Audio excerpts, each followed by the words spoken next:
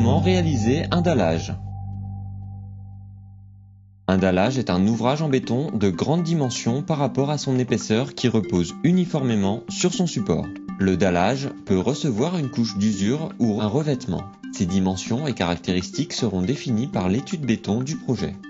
En plus de la boîte à outils traditionnelle, il nous faut un laser, une pelle, un râteau, une cisaille, une règle, une barre à débuler, une taloche mécanique, une scie à sol et un pulvérisateur.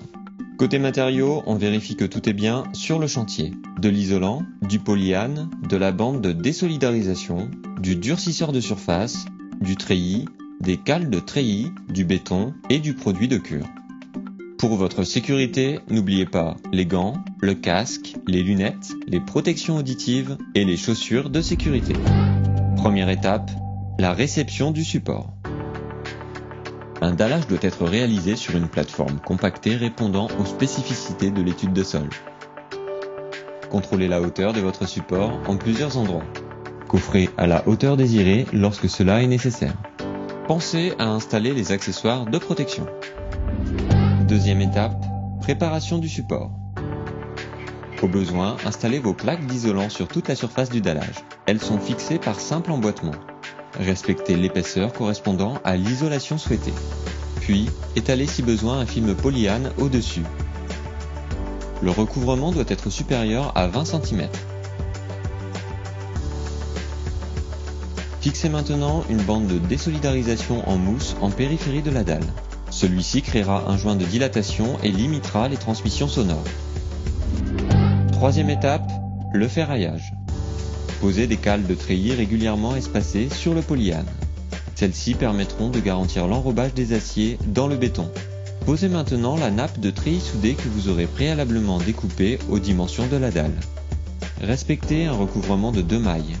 Ligaturez les nappes de treillis entre elles. Quatrième étape, le coulage. Vous pouvez maintenant couler le béton. Répartissez-le en avançant. Vibrez à l'aiguille vibrante au fur et à mesure. Déplacez lentement l'aiguille. Ne l'utilisez pas pour déplacer le béton. Contrôlez régulièrement la hauteur au laser. Réalisez des nus puis égalisez la surface à la règle.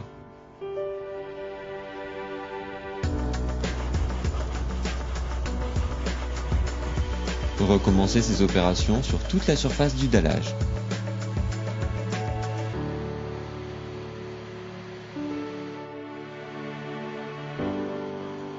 Pour plus de rapidité, vous pouvez utiliser un béton de type autoplaçant.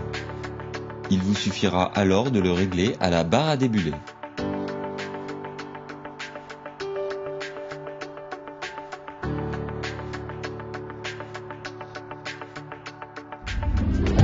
Cinquième étape, les finitions. Lorsque le béton commence à durcir, talochez-le puis lissez-le selon la finition souhaitée. Incorporez au besoin une couche d'usure en suivant les prescriptions du fabricant. Puis, laissez-le sécher à nouveau. Talochez manuellement les zones inaccessibles.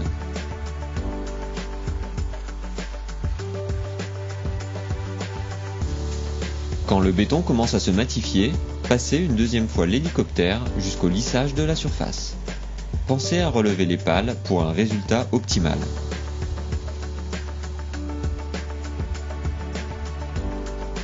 Lissez manuellement les zones non traitées.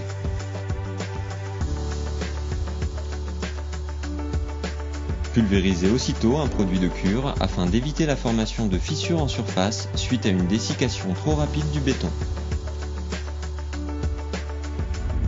Sixième étape, les joints de fractionnement. Afin d'éviter que la dalle ne se fissure dans le temps, des joints de fractionnement doivent être réalisés sur la dalle. Pour cela, tracez vos joints sur le béton sec, puis sciez la dalle avec une scie de sol. Maintenant, c'est à vous de jouer.